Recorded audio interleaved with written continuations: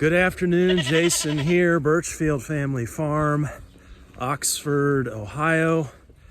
Good word today is from Psalm 16. Keep me safe, O God, for in you I take refuge. I said to the Lord, you are my Lord. Apart from you I have no good thing. As for the saints who are in the land, they are the glorious ones in whom is all my delight. Hey, we've got a beautiful sunshine day out here on the farm. A little chillier today than yesterday. I think we hit mid-70s yesterday for the first day of March, which is pretty unusual. We've got some weather moving in. Supposed to have flooding tomorrow.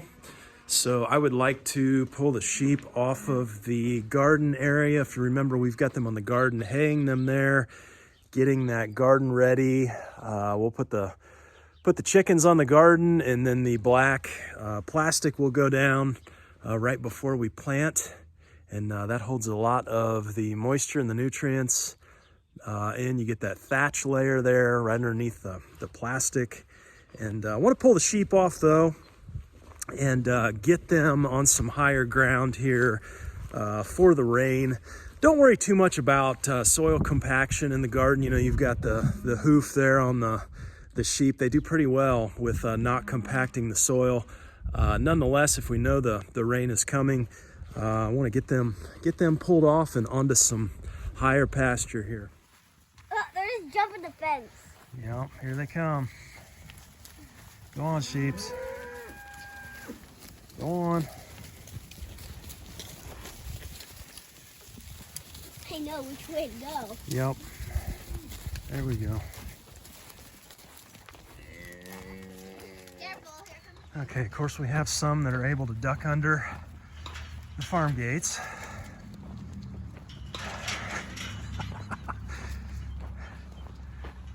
Okay, there we go. Good work, Sammer. There's a good looking boy there, Brutus. He's one of our sires this year. Okay, March 2nd here, and we are grazing. You can see a little bit of green tips here.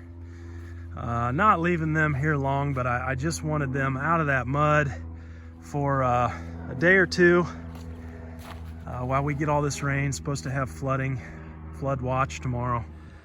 We just finished up our maple syrup season and had a pretty good one. You noticed sap yields were not quite what they normally are. Not quite as good of a yield this year. Still made what we needed to, but I kind of wonder, we had the drought, late summer through the fall there, and I kind of wonder if moisture played a role in that or lack thereof. Not really sure, but decent season, made what we needed to, and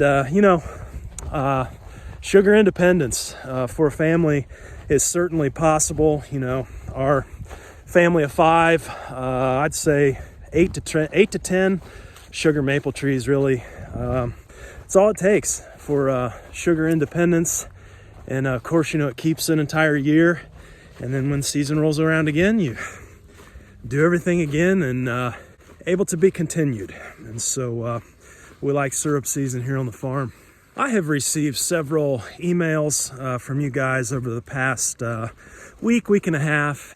I just think it's interesting. I'm seeing a pattern here kind of emerge in the emails that I'm getting, and it goes something like this. Hey, we initially heard of St. Croix sheep through Judy, and became convinced of the viability of the breed for a small homestead through his channel, and have since found your channel and thinking about getting some animals, and we really just wanted to reach out and get your take. Is this realistic for us? Maybe, folks that haven't raised livestock before, wanting to understand more about the demands of livestock, and if St. Croix are really a fit for your small homestead. So I wanted to take some time just to address some of those concerns, and also just answer the question of what my biggest regret has been with St. Croix sheep. And I'll go ahead and answer that question right up front here. And my biggest regret with our St. Croix sheep is not buying twice as many when we started out. St. Croix sheep have been an awesome fit for us, and I'll go into those details, but I wanted to start with just talking a little bit about Greg Judy. You know, Greg is great. He's done awesome things for the breed. He's done awesome things for regenerative agriculture. And what I'm about to say is not a knock on Greg at all. But I do want to speak to kind of his unique situation, specifically his unique environment. And he says this in some of his videos. The thing that we've got to keep in mind in regards to Greg is that Greg's environment largely is not able to be row cropped. His land and the land that he's leasing is in some areas where it's just not conducive to row cropping. And around here and most other places, that's just not the case. That's not the reality, right? And so he's really capitalized on this unique kind of a niche thing there that he has with the ground in his area. Now here, ground here typically, pasture ground leases for about 65% less revenue than row crop ground.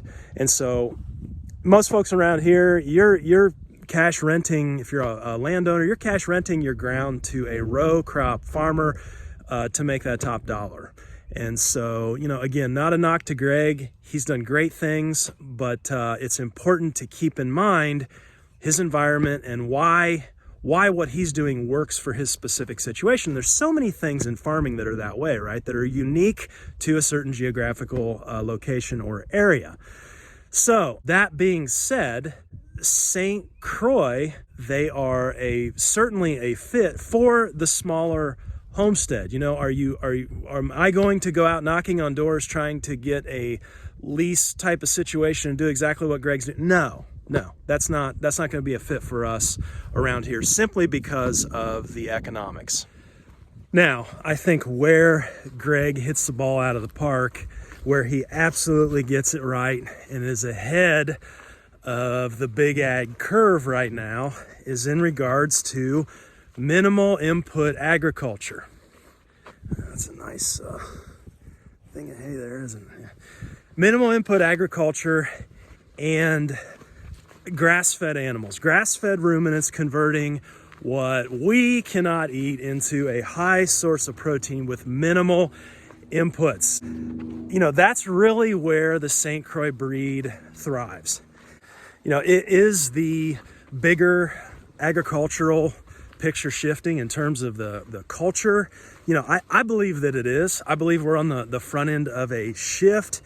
You know, you talk to any row crop farmer and they'll tell you it's getting tougher and tougher to make this work with the genetically modified seeds. There's just so many inputs. You're having to spend money on seeds, and then the special chemical, right, to put on the seed, you know, all the inputs.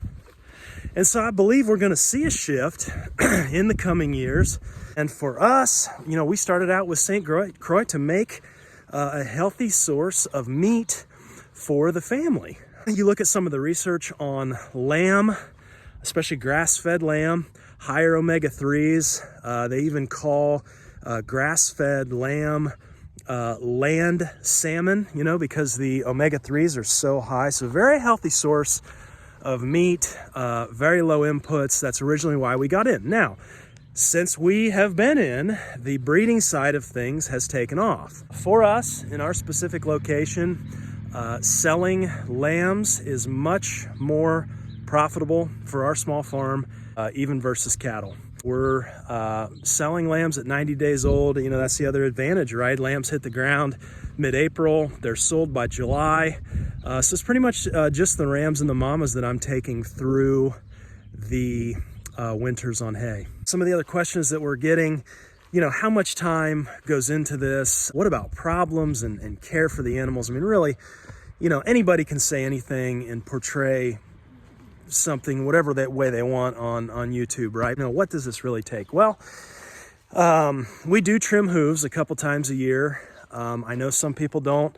that's fine. I like to do that because after a while they get to looking like elves, and it makes me feel good to have their feet in good shape. And so that's probably a half a day, right? A half a day, twice a year. Your management style is going to play into how well your animals do, in my opinion. And, with rotating, I don't think there's a better way to raise animals, honestly, ruminants. So with the sheep, our pasture or paddock system here, 10 quarter-acre paddocks, running through 3 days of paddock. And so we try not to come back to the original paddock that we started in for at least 30 days. And this is going to help break up that sheep parasite cycle, barber pole worm. We're running multi-species rotational grazing, and so cattle and sheep are together. They don't share diseases. Typically what one doesn't eat, the other species will. And so you don't have as much succession, in my opinion, with weeds coming up and taking over like you will if you just set stock graze, one species. Beyond that, we don't worm. I do put out a little bit of mineral, but there's not a whole lot of inputs that we put into these sheep. Have we had problems with our St. Croix sheep? Yes, absolutely. And I'll tell you this, if there's somebody telling you that you're not going to have issues ever with any kind of livestock, I would be very hesitant to trust that person's opinion. We struggled one year. We lost a few sheep, actually. And it was heartbreaking. And, that's the only time I've had the vet here in 5 years for our sheep. Started to notice some pink eye in the sheep, which we've never had. This was maybe 2 or 3 seasons ago. Just noticed they were just not doing well. Called the vet, hey, what in the world is going on here? He kind of came out and, took a look at things, took some samples back to his lab and said, hey, parasites are high, right? Parasites were high. And I just thought that was interesting because we've never had a problem with the sheep and parasites. And so we started digging a little bit deeper. And that year, what we ended up finding that year, I'm not sure if you can see the windmill way back there, but that year for our rotational grazing was the first year we pulled water from that shallow well at the windmill. It's only 10 to 12 feet deep, and thought that we would use that water for that year, and ended up discovering that water, that well at the time was high in nitrates. So we sent that water off to have it tested, and it did come back high in nitrates. And so I believe that high nitrates from the neighbor's farm runoff over there, okay, putting all kinds of chemicals down on the row crops, that in that shallow well really had an impact and weakened the immune systems on our animals. And, we paid the price. So since then, obviously have switched out of that water source and using different water and have not had a problem. We have dealt with something called white mussel disease. So we have since learned that, white mussel is a selenium vitamin E deficiency. And so we have learned that we need to have adequate amounts of selenium in our mineral mix. Gravitated towards, I'm not affiliated with them, but Fertrell's Sheep Nutri-Balancer as a mineral mix for our area that seems to work well for us. I believe that does have the selenium that our sheep need here. And so all in all, just saying that St. Croix sheep have been, my wife and I talk often about this, they have been the single best thing that we have invested in here on the farm. So I could say that much, but I also want to say, as with any livestock, especially in the beginning, you're going to have a learning curve. That's just the way it is. And the other point I want to emphasize is every geographical region is unique. Every farm is unique. You have your own set of circumstances, and this can be a good thing, right? And so anybody that's telling you that it's all rainbows and unicorns, Even with the realities of farm life, these sheep are a very good fit for us here on our small homestead. So I hope this helps somebody out there. If you have questions, get in touch with me. I love talking to you guys as people, all over the country that have emailed us, and I just think that's so cool. Some of the connections we're making here. So good luck to you on your journey, and let us know how we can help. Okay, out here the next day, and we got some crazy weather today. 20-mile-per-hour winds. Everything's coming straight out of the east, which is unusual.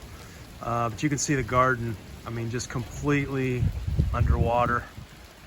Just a cold rain, just over 40 degrees. We've gotten about an inch of rain so far in about 6 hours, with another 1.5 inches predicted to come through the evening. And probably, this is one of the worst weather events we've had here in 7 years. So, thankfully everything drains down that way and then out to the pond. And so, we're doing all right, but certainly glad we pulled the sheep off the garden. That was a good move. Glad we took heed there, and you can see them over there at the fence, cattle down that way. Everybody just trying to stay as dry as they can up out of the mud. But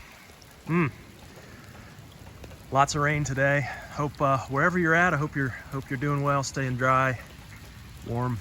We'll talk to you next time. Take care.